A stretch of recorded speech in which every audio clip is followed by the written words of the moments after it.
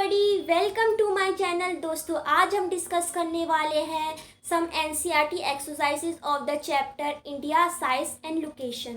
So we have discuss the complete chapter in detail in previous video. उसकी link मैं description box में डाल दूंगी, आप उधर पे जाकर देख सकते हैं। So let's begin the very first question of the exercise. Choose the right answer from the 4 alternative given below. आपको 4 ऑप्शन दिए गए हैं, उसमें आपको बताना है कौन सा सही है। फर्स्ट है हमारा the tropic of cancer does not pass through. Tropic of cancer इन चारों स्टेट में से कौन से में नहीं पास करती है? राजस्थान, छत्तीसगढ़, उड़ीसा, त्रिपुरा। तो आइए हम इसे वो मैप में देख लेते हैं। ये रहा हमारा मैप। तो ये रही हमारी ट्रॉपिक ऑफ कैंसर और ये 8 स्टेट से होकर गुजरती है। पहला है हमारा गुजरात, राजस्थान, मध्य प्रदेश, छत्तीसगढ़, झारखंड, वेस्ट बंगाल, त्रिपुरा, मिज़ोरम। तो ये रही हमारी 8 स्टेट। आई होप आपको समझ में आ गया होगा। तो हम आगे चलते हैं। तो इसका करेक्ट ऑप्शन है उड़ीसा। उड़ीसा से ट्रॉपिक ऑफ कैंसर नहीं पास करती है। सेकंड है the eastern most longitude of India is. Eastern most longitude कौन सा है इंडिया का, कितना है? तो हम इसे मैप में देख लेते हैं।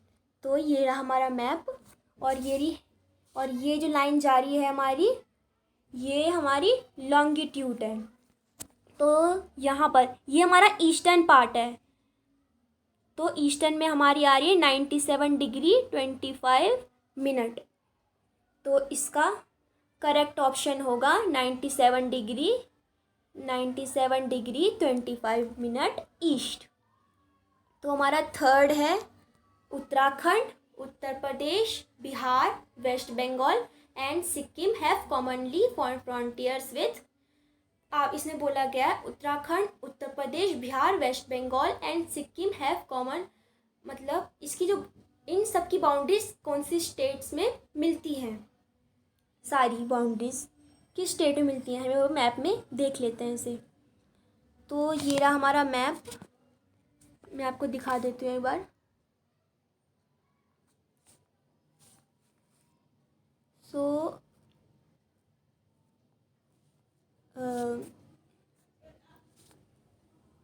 एक मिनट। सो ये है हमारा उत्तराखंड, ये है हमारा उत्तर प्रदेश और ये है हमारा बिहार, ये रहा हमारा वेस्ट बंगाल और ये रहा हमारा सिक्किम। तो ये सारी बाउंड्रीज हमारी कहाँ मैच हो रही है? नेपाल में। और इसमें आपको एक और को बोला था भूटान। भूटान में अगर ये आ जाता जब ना, अगर इसकी सारी बाउंड्रीज मैच होती, अगर उत्तर प्रदेश, बिहार, सिक्किम की तो हो रखी है, उत्तराखंड, अगर इन सब की बाउंड्रीज भूटान के साथ होती तो इसमें भूटान आ सकता था, पर भूटान अलग है। तो इसका आंसर भूटान नहीं, नेपाल होगा। तो आगे बढ़ते हैं। नेक्स्ट क्वेश्चन है हमारा 4th। If you intend to visit Kavaratti during your summer vacation, which one of the following union territories of India you will be going to? तो इसमें कहा गया है आप समर वेकेशन में कावरत्ती आपको विजिट करना है, आप कौन सी यूनियन टेरिटरीज में जाओगे? तो कावरत्ती की यूनियन टेरिटरीज क्या है हमारी? ऑप्शन में दे रखा है पुडुचेरी, अंडमान एंड निकोबार, लक्षद्वीप या दमन एंड दीव। तो इसका सही आंसर है लक्षद्वीप। तो 5th है हमारा my friend हेल्स from a country which does not share land boundary with India, identify the country.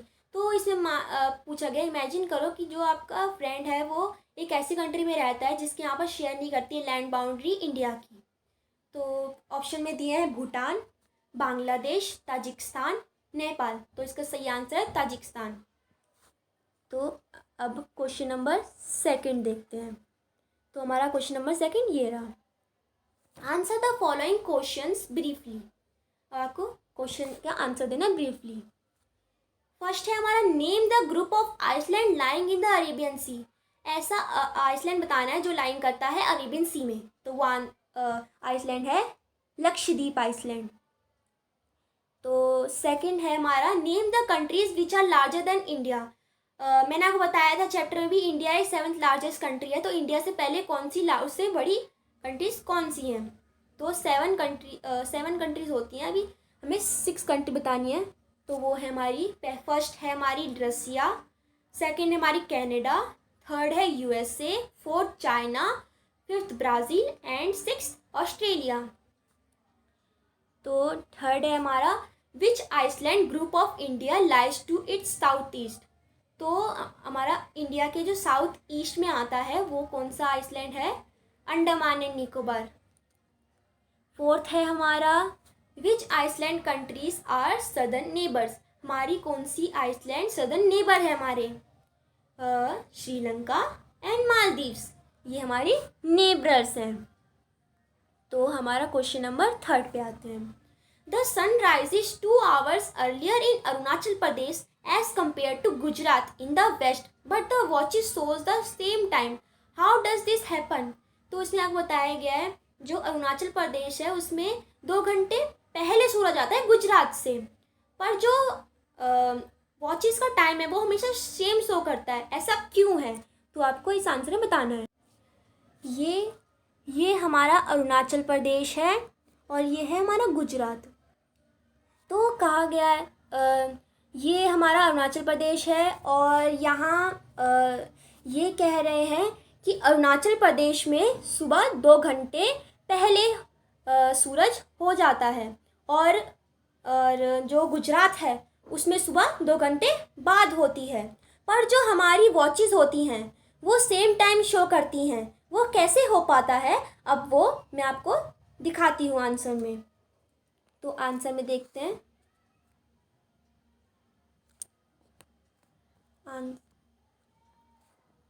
एक मिनट।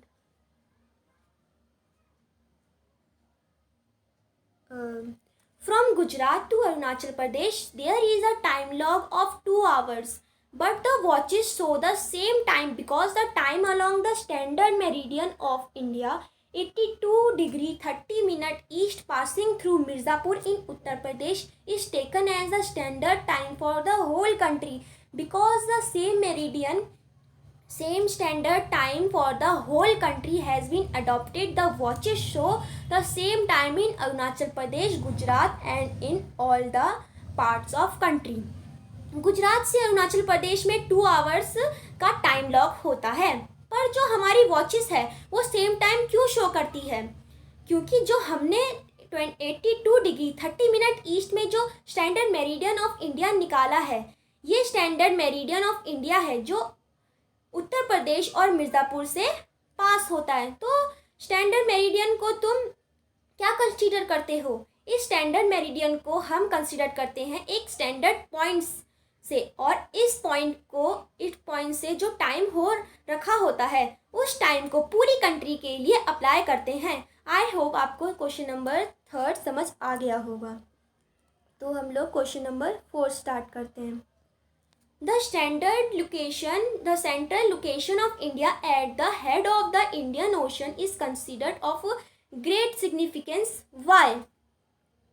इंडिया का तो इस क्वेश्चन में बताया गया है इंडिया का जो सेंट्रल लोकेशन है, मतलब इंडिया जो बीच पड़ता है इंडियन ओशन के, इसको बहुत ज़्यादा इम्पोर्टेंट माना जाता है। क्यों? तो इस आंसर में आपको बताना है। तो हम एक बार आंसर पढ़कर देखते हैं। The central location of India at the head of the Indian Ocean is considered of great significance in the following reason. तो हम देख लेते हैं एक बार। फर्स्ट पॉइंट है हमारा, India has got a strategic advantages due to the trans-Indian Ocean routes which connect the countries of Europe in the west and the countries in the East Asia.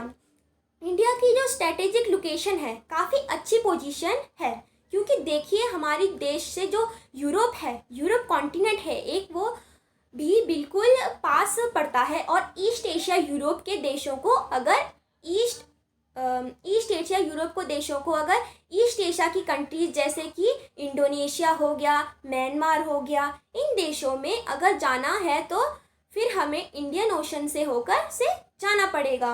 और जब इंडियन ओशन से जाएंगे तो ऐसा ही सब के बीच में पड़ता है, इसलिए इंडिया में काफ़ी स्ट्रेटेजिक, काफ़ी इंपॉर्टेंट लोकेशन है। सेकेंड पॉइंट है हमारा, it helps India to establish close contacts with Africa, West Asia and Europe from the western coast and with the south east and East Asia from the eastern coast. तो हमारा जो waste वाली side है, जब हम waste वाली side से आगे बढ़ते हैं तो हमारा अफ्रीका पड़ता है, पास में ही वेस्ट वाला पार्ट और यूरोप वाला पार्ट जो हमारे वेस्टर्न कोस्ट से पास पड़ता है। अगर हम ईस्टर्न कोस्ट की बात करें तो हमारा साउथ ईस्ट एशिया जो है वो पास पड़ता है। थर्ड है हमारा, the natural harbours and the vast coastline have benefited in India in the process of trade and commerce with the distant country as well as its neighbors। जो natural harbours हैं हमारे, मतलब जो नेचुरली जो हम लोग शिप चला सके हैं, और वास्ट कोस्टलाइन, हमारी कोस्टलाइन वो होती है जब लैंड एरिया जो है समुद्र से मिलती है, उसके वाली लाइन को हम कोस्टलाइन कहते हैं।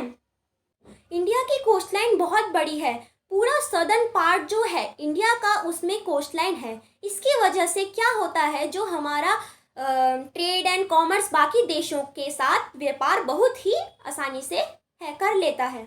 और विद द डिस्टेंस, मतलब जो दूर दूर से जो देश हैं उनके साथ भी हम लोग बहुत आराम से व्यापार कर पाते हैं एक कोस्टलाइन की वजह से, और अपने जो पड़ोसी देश हैं उनके साथ भी आसानी से व्यापार कर पाते हैं। तो अब हम फोर्थ में आते हैं। It has given India a distinct climate than the rest of the Asian continent। हमारा क्लाइमेट भी बहुत अच्छा हुआ है इस वजह से, क्योंकि ना ही बहुत ज़्यादा हमारे देश में बहुत एक्सट्रीमली ठंडी भी नहीं पड़ती और एक्सट्रीम गर्मी भी नहीं पड़ती, क्योंकि हिमालयस की वजह से हमें थोड़ा ठंडा भी देखने को मिलता है, और हमारी कोस्टलाइन की वजह से हमारा टेम्परेचर एक मॉडरेट में रहता है। बाकी जो एशियन कॉन्टिनेंट है वहाँ पर तो डेजर्ट हैं, जैसे कि West Asia, South Arabia, southern Arabia में डेजर्ट ही डेजर्ट हैं। आई होप आपको ये वीडियो अच्छी लगी हो। आज की वीडियो यहीं तक ख़त्म होती है। आई होप आपको अच्छी लगी हो या समझ में आई हो। अगर आपको ये वीडियो अच्छी लगी हो तो प्लीज़ लाइक करें और सब्सक्राइब करें और बेल आइकन को दबाना ना भूलें, जिससे कि मेरी नोटिफिकेशन आप पर आती रहे। और तब तक के लिए थैंक यू वेरी मच।